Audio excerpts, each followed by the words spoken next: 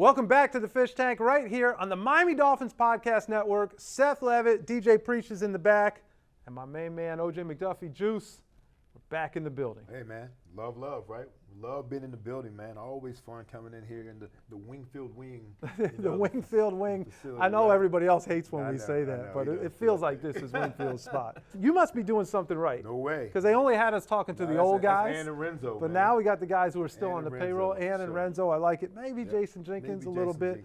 Elandon Roberts joins us in the Fish Tank. How you feeling today, man? I'm feeling good, man. I'm glad to be here, glad to be chilling, talking to you guys today. Yeah, appreciate it. Well, I like that you're chilling. I don't want you to come in here like on edge or anything. We try to make everybody feel Especially big linebacker, man. Yeah, I don't want we want it real calm in this dog. I don't want to get knocked out of here. Nah, I feel like after I had kids, I know how to turn that switch off. That's funny, man. They do. They find that way, right? No matter what it is. Yeah. You have how many kids? 2 kids? I have 2. Boy and girl, 2 girls? I have a girl and a boy. Okay. My daughter's 2, my son 1. Oh, man. Yeah, I got them COVID babies. Yeah. I like that. Hey, man, you got to find a way to be productive, right? I like that. Good stuff. Well, as we just mentioned, OTAs, mini camps, I don't know what's mandatory. You told me everything's voluntary, so I'll trust your judgment on that. And you had the meetings and the whole thing. And as I said, it does start to feel like football again, but this is what I've always wondered. So for a guy like yourself who makes your living, Juice, it's the collisions. It's not just a collision sport, but it's like when you hit somebody, everybody in the stadium feels it. And so at this time of the year, when it's like the underwear Olympics and guys are running around in shorts and T-shirts and the running backs can't be hit and they're sitting there and think they're making all these moves and stuff, what do you get out of this time of the year? Not saying that there aren't other elements of your game, but the physical nature of your play is so prevalent. So I just wonder what a guy like yourself gets out of this time of the year. I look into like what offenses can do to me. What type of situations they'll put me in. So for like if I can't be physical, that this time of the year, like I can work on technique. I can work on shedding blocks without putting my head in there. Right. I can work on, okay, so if I can't be real physical at the line with them when I'm having a tight end or have a running back, I can work on my feet, work on my hips, make sure I'm staying low to my surface, and stuff like that. So I just take advantage of that, and when the running backs doing their little run fits in practice and we blitzing and, they think it's sweet, I kind of just giggle, they chirping, I'm just wait. This your moment, have your moment. Enjoy it. But it's enjoy coming. It while it lasts. Yeah, your time is coming, Right. What they say, I hope you prepared yourself. Right. Your time is coming. Do you let them know, like, hey, it's not going to, don't get it twisted. Like, it's not going to be like this. So don't expect it to be like this. Yeah, I let them know. I tell them all the time. What do you think of that? I think it's outstanding, man. I stay away from guys like well, that's what I want to know. I know you mixed it up as a. The only time I caught somebody like E-Rob is when I, in the illegal now blindside block. Right. Otherwise, I stay as far away from them cats as much as possible. You know what I mean? So that's my game plan right there. And you know me, I became friends with all the guys on defense. Because in the locker room, that's why I wanted to have my back, right? Yeah. Soft ass offense. Yeah. You know what I mean? Yeah. I never heard you actually say it like that. There's a bunch I kind of of understood. There's a bunch of soft dudes on that side of the ball, man. A bunch of divas. Worried about man. what they look like and how far the towel's hanging out. Well, that's important too. Now, I was don't waiting get that for it. twisted. Now, the uniform, the fit's always important. You know what I mean? Play good, look good. Think about it. A year ago, you were coming off or recovering from your first major injury. Tell me what it took for you, both mentally and physically, and what you were going through, when you were having to deal with that, man. That's something that you hadn't had to deal with in your career. Yeah, like for me, it kind of put a lot in perspective. I got like dark brown on. That's like something I go by because we as men, we can tell our spouses or our parents, like, man, how we feeling, and you really want them to understand it, but they never will because it's your grind. It's what you put in, you're gonna get everything out of it. We can pour what we think they understand, but they'll never understand because it's your grind. Right. So all the time, your grind really gonna be in the dark, no matter what you do. Football player, coach, lawyer, police officer, no matter what you do, that grind for what you passionate about, that's on you. You know, all you can really have is your supporting staff, but they'll never understand that grind. So I'm like me, I came up with this motto, like, that grind is gonna always be dark. So when I got hurt, man, it was like, I feel like I mentally just put myself in like a trend of this when I'm coming back, and if I'm not back by the first game, I will handle it after that. But that's my goal. So it's the first. I set the goal. I set my timeline like I'm gonna be back, no matter what. And you know, at that time, my son was on his way. My wife and kids, they had went back to Houston, to our home in Houston, and I was just here the whole time. I flew home to be there, obviously, for my son's birth. I stayed for 2 weeks, like that. My wife, she was a track runner, so she ran for the University of Houston, went pro. She done with it now and whatnot, and you know, she just seen that look in my eye, and she said, "Go handle business." And I was like, "All right." Then like 2 days later, I was back in Miami. You are the third active defensive player that we've had in the fish tank recently. We had Jalen Phillips. I just told you we had Nick Needham, and now yourself. And it's kind of an interesting dynamic going on right now because there's a new sheriff in town, right? Coach McDaniel, and all that comes with that. But then on the flip side, as you said, the defensive staff, there hasn't been wholesale changes. So can you, on one hand, talk about the dynamic of what it's been like to have Coach McDaniel here and what the feeling is around the team and the energy that he's brought. But then on the other hand, especially as a leader on this defense, how much do you feel that is a real positive for a defense that has had success, that is respected throughout this league, to have some continuity from what you guys were doing to where you are now? Yeah, what I respect the most about Coach, man, he came in and, you know, he was himself. You know, he's not trying to be what out the ordinary or be, you know, I don't know, you know, sometimes you can put so much expectation on a person and just them being the person that they was to even get this opportunity. That's what you hired. That's what you, and you can see that every day. You know, he being him, he expect a lot out of us and whatnot. And I can say, like, you know, his, like, just his offensive mind, like, just seeing, like, certain stuff in practice, I'll be like, bro, like, hold up. So you're already noticing that? Yeah, like, I'll be like, okay, he put this for, because I don't like losing. So I'm dialing up, like, oh, yeah, you know, you a whiz, I'm fit to show you. Like, you know, you got another thing, like, I'm you know, you on math, I'm on algebra. Well, you know, I'm seeing it before you seeing it. Like, I know what you fit to do. And then it'd be like, oh, hold on. Oh, okay, hold on. Okay, he did. Hold on. So I come in I'll be hot. I go, put it on the board. I see what he did. Then he'll line up, same thing, do something else. Yeah. I like that. You know what I'm saying? I feel like he know he'll be getting me, and he'll just look at me like this.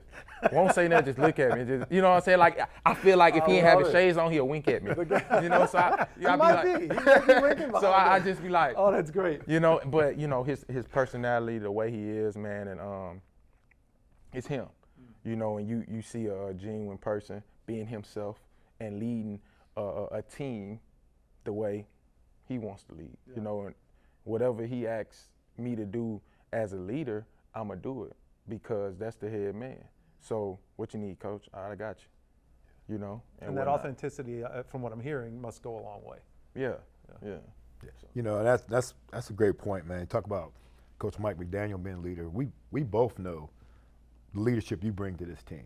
You know, and that me and Seth talk about it all the time, and we do the post-game show. Yeah. And we talk about the leadership, and like you talk about the times you weren't out there, we were missing some of that leadership, you know. And so I know the team looks up to you, and I know you embrace that role, which is it's important because you know you said it yourself. You know, when you're out there battling on the field with your teammates, you know, you want to bust them in the mouth, but then you're that leader in the locker room when they can come talk to you, you know, afterwards, man. What does that leadership role mean to you? How does it feel when dudes do come up and talk to you and you do embrace the conversation, sometimes away from football or about football? What does that role mean to you? Man, it's kind of crazy because, like, I'm from a military background. My dad was in the Army. I've always, when I first started, I was at New England, you know, We know. But I, No, it's funny. I was just but I used to sit in my locker. I was gonna see how long we And could get through this. guys used to go up to Dante Hightower and Devin McCarty and just talk to him, man. And it was everybody. And I'm like, man, that's how I had it in college, When you get to league, grown man. You got a grown man, not a 18-year-old that don't really know what he doing. You got a grown man really looking up to you, bro, like really. And I was like, man, that's what I want. That's what I want, and when I left New England and came here, me and Hightower, we were real close, talk all the time. We, he had a, real good conversation with me, and he was like, it's your time. Like, it's your time to embrace it, and don't change who you are. I'm real big on not changing who I am, you know what I'm saying, and stuff like that. And the challenge, I feel like, with a lot of people, why they run away from leadership is because now you got to hold yourself at a certain standard, Right. But once I had kids, I'm like, if they know their father is at a certain standard and they looking up to me, they gonna always want their standard high. So why should I be afraid of it, So I embrace it, When I mess up in practice or when I do this or when I do that or stuff ain't right, the coaches might be like, E-Rob gonna get it right because we know him. And I was, cool, coach, but no, that ain't the standard. I'm not leaving here until we get it right today. And tomorrow I'm gonna make sure the defense got it right. Or we gonna make sure it's right, and stuff like that, because you expecting it out of me. You're not just expecting me to say, I get it right tomorrow, coach. I'm texting my linebacker coach. I'm 7 years in, I'm texting him. I ain't changed nothing up from when I was a rookie. I'm texting him, what you need, coach? Hey, coach, this play, and he texting right back. We going back and forth. It got to a point my wife know. You probably know on the phone with the linebacker coach. How your day? I walk in, but see, me and my wife got a method now. So she know if I don't see him on a Wednesday till 7 o'clock at night, when he get home, I know he fit to play with the kids the whole time. We ain't, because I close the playbook. Once I leave here, it's closed. So it might be late when I get home, but I left it here, and stuff like that. And, she respect it. And then she know once Friday's hit, we going out to eat, we da-da-da. Saturday, she say, you ready to go? Yeah, right. That's right. That's what's up. Say, you right. I'm ready to go. So. Talk about life growing up in Port Arthur, Texas. Man, it was, it's a small community, but at the end of the day, it's Texas. Yeah. So it's a big sports community, big football, small town. So I feel like in every small town, you have your bad side to it, and stuff like that. But for me, my community, I feel like it built the chip on my shoulder. I don't necessarily feel like, a lot of people feel like, my community made me. I was blessed enough to have two parents in my household. I feel like my parents built a foundation that made me. But my mind, like Port Arthur, put my mindset in the right direction of, when you going through adversity, you can't break me, because I'm going to find a way. That's what my hometown did for me. I'm still very involved in my community and whatnot. You want me to lead into that? You do your thing. We'll roll. Me and my family, we opened a landlord daiquiri den down there and whatnot. It's doing very well for the area. It's basically, you can come, go through the drive-through and get a daiquiri, or you can come inside and enjoy yourself. We're not a club. It's like a lounge, good vibes and stuff inside. On Fridays and Saturdays, we do a little live music, and we let vendors come out, and we have a food truck area, and we let them sell food, and we don't get nothing off of it. We just let them, sell their food and whatnot, and stuff like that. Give them an opportunity to run business. Just opportunities and stuff like that, and that's what we embrace in the community. And my brothers, they're down there doing a great job, running it. And when I'm able to be down there, I'll be down there, and whatnot. But they do a great job there. Yeah, and I think you do a lot more in the community. We've done some research and stuff. It's not just, you talk about that place. We also talk about the concrete business that you're in.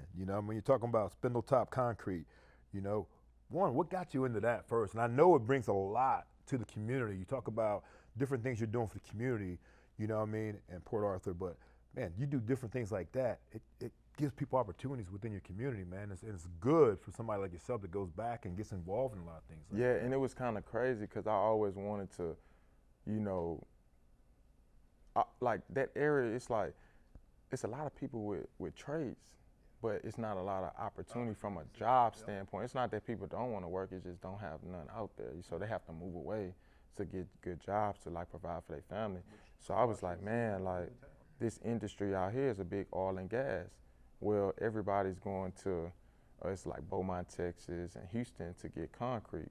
So one of my partners, he came with this idea, and I was like, man, he's in the gas and oil, so he kind of knew how to, you know, go about it. I'm like, man, this can bring jobs to the area. This can really help people, like stuff like that. And we can start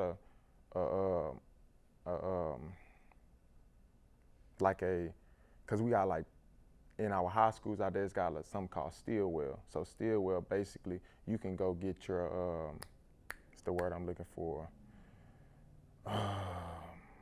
Certification to be able to be a CDL, get your CDL and all that to be able to get a job and pour concrete. They teach you how to pour concrete. They teach you how to drive a truck and stuff like that. And so you can get all them traits and then come out there and start working for us and whatnot. Not have to relocate and stuff like that. And one thing about that industry, man, we can leave here and you see roads getting poured. Yeah.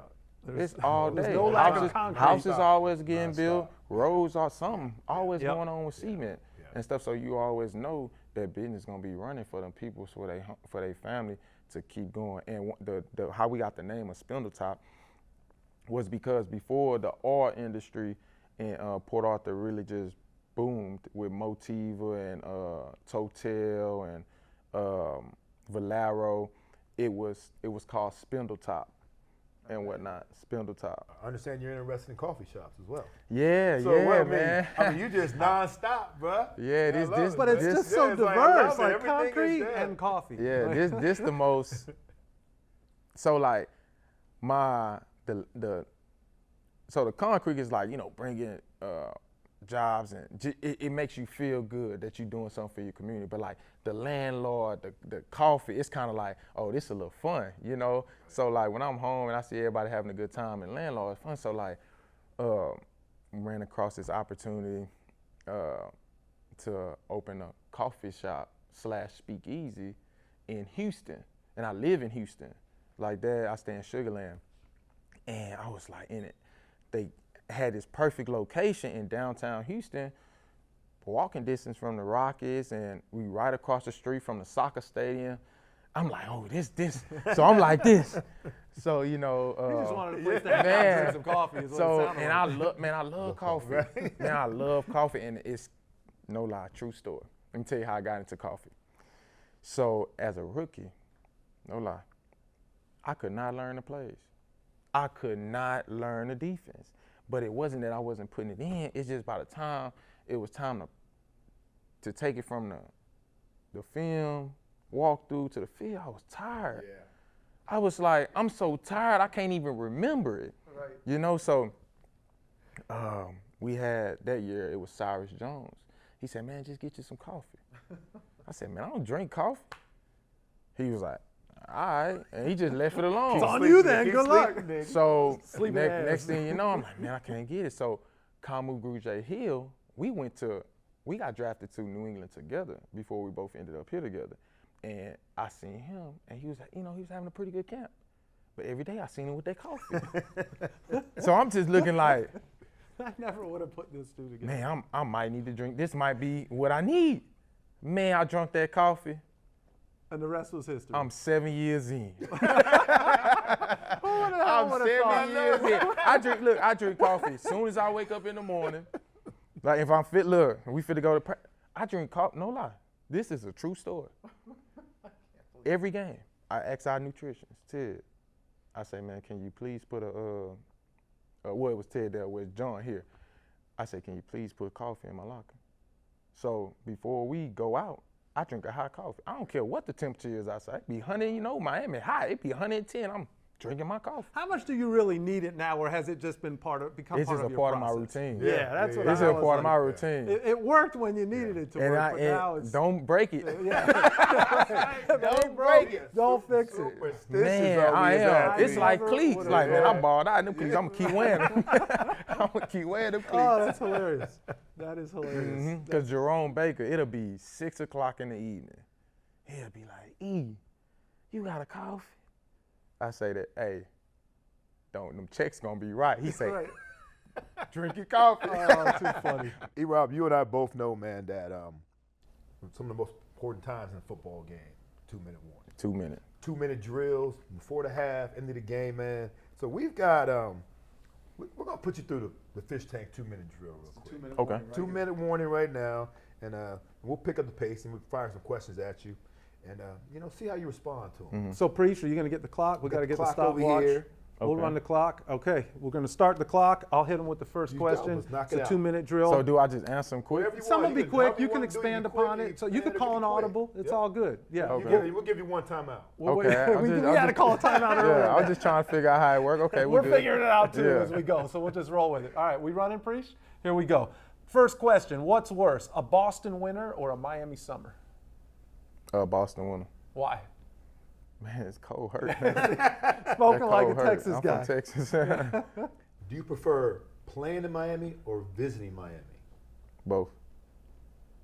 Both. I So like living it. in Houston, you were visiting Miami anyways, and playing in New England, you were visiting down here anyways. Yeah. No doubt. Okay. I All mean, the it time. is South Florida, Yeah, I Juice. mean, There's a reason you've I never was left. here. Everybody- Hey, it's a show. after we won the Super Bowl my rookie year, I was in Miami the next week. I like it. I like it. It kind of works that way, doesn't it? I was It in kind of Miami works the that next way. week. We couldn't do Okay. nothing. Yeah, right? Most physical player on this team not named Elandon Roberts. Javon. Okay. The safety Yeah. brings it here. They had like Yeah, that. huh? Javon bring it. Okay. And Brandon Jones.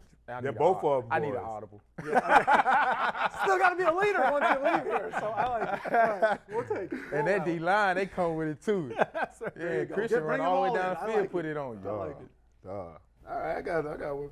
We had all right, we're good here. Biggest Port Arthur legend, Janis Joplin or UGK? UGK. Oh, that was Hey, quick. hey, for life. You know that was coming quick. There was no, he wasn't thinking twice. So if about you get that orange jersey, do we expect to hear a lot of UGK out there? The first song. the first song. They know not to give it to me. Put it in there. I like it. You got it. Okay. Coffee shop. You're going to open the coffee shop. I'm looking at your shirt. What's a better name for the coffee shop? Dark Grind, which I think would be a good name for a coffee shop. Yeah, it is. Or how about Robert's Roast? Ooh, dark grind. Dark Grind it is. We got one left. We got one All right, question left. Best linebacker to ever catch a TD pass from Tom Brady. Elandon Roberts. Hey, there's the Easy. 2-minute warning right Elandon there. I like Roberts, it. man. Yeah, I we'll love shave it. some of that time off. Mike Brady, we're going to have to take a break on this. Hey, he caught what, 11 of them, but they were like They wasn't 2 that yards. far. They going to catch him. That's Yeah, why they're catching it. I like it. He didn't have to look for the oxygen. Yeah, he did. Oh, that was good stuff. That was good stuff. Well, hey, man, I have enjoyed watching you play, but this was maybe more fun than, but I am looking forward to this season. So thank you for coming in here and spending Man, some time I with us. appreciate you guys having me, man. And yeah, man, it's going to be a fun one. Yes, sir. Hey, thanks for diving in, E-Rob. Oh, yeah, most definitely.